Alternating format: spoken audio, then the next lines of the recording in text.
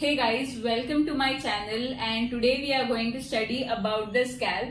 And scalp comes for 10 marks LAQ question, and these are the contents under which we are going to write our answer. So let's get started. The first point is introduction. So what is scalp? Soft tissue covering the cranial vault is known as scalp. Vault is nothing but the skull. Whatever the soft tissue is covering above the skull, that is known as scalp. So now we are going to study about the extent of the scalp. Anteriorly it is extended till supraorbital margins. Posteriorly it is extended till external occipital protuberance. And adjacent to the external occipital protuberance, there are superior nuchal lines. And each lateral side, it is extended till superior temporal lines. So here we have covered the introductory part. Okay. So next point is structure. So moving on towards the structure of the scalp.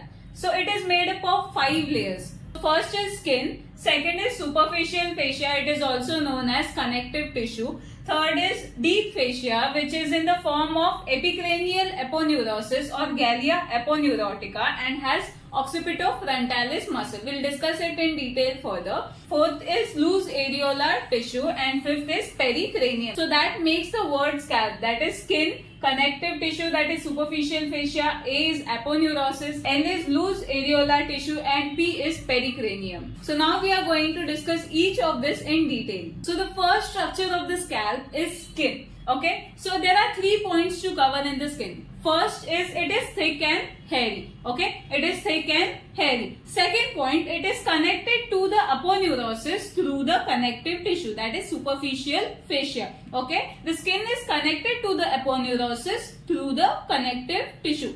So the third point is it has more number of sweat glands and sebaceous glands. So let's move on towards the superficial fascia, that is connective tissue. The superficial fascia or connective tissue, okay, it is more fibrous and dense in the center than at the periphery of the head. Second, it contains many blood vessels. Third point is it binds skin to the subadjacent aponeurosis. So even at this point they have said the same thing, that connective tissue binds skin to the aponeurosis. Last point is it provides proper medium for the passage of vessels and nerves to the skin. Okay, it provides medium for the passage of vessels and nerves to the skin. So next we are going to cover the deep fascia, that is aponeurosis. Deep fascia contains following 2 structures. First is occipitofrontalis muscle and second is epicranial aponeurosis or gallia aponeurotica. So each thing we are going to see it separately. So in deep fascia, as we saw, there were 2 points, occipitofrontalis muscle and epicranial aponeurosis. So first point is occipitofrontalis muscle. So it has 2 bellies. First is occipital belly. Occipital belly is present near the occipital bone, and frontal belly. Frontal belly is present near the frontal bone. Occipital bellies are small and separate. These muscles are small and separate, and frontal bellies, these muscles are longer, wider and partly united in a median plane. Next point is occipital bellies arise from lateral 2/3 part of the superior nuchal lines, and frontal bellies arise from the skin of the upper eyelid and forehead. Third point, occipital bellies are supplied by the posterior auricular branch of the facial nerve, and frontal bellies are supplied by the temporal branch of the facial nerve. So we will discuss about the nerves and blood supply later. So now the last point is occipital bellies are inserted in epicranial aponeurosis, and frontal bellies are also inserted in epicranial aponeurosis. Hope that's clear. Functions of occipitofrontalis muscle is to raise the eyebrows, and second one is cause horizontal wrinkle in the skin of the forehead. That is this one. So the next point in deep fascia is epicranial aponeurosis or gallia aponeurotica. So epicranial aponeurosis is freely movable on the pericranium, and anteriorly it receives the insertion of frontalis muscle as we have seen before. Posteriorly it receives the insertion of occipitalis muscle and attaches to the external occipital protuberance. And on each side, that is on lateral side, it is attached to the superior temporal line. And the first three layers which we have seen now, that is skin, superficial fascia, that is connective tissue, and deep fascia, that is aponeurotic layer. These three layers, that is first three layers of the scalp, are known as surgical layers of the scalp. Loose areolar tissue. So loose areolar tissue, as you can see, is below the aponeurotic layer. Okay, and it extends anteriorly into the eyelids and posteriorly to the higher and superior nuchal lines. The next point is it gives passage to the emissary vein. So as you can all see that this is loose areolar tissue, and it gives the passage to emissary veins which connects extracranial veins to the intracranial venous sinuses. So these are the four layers. So let's move on to the last layer of the scalp, that is pericranium.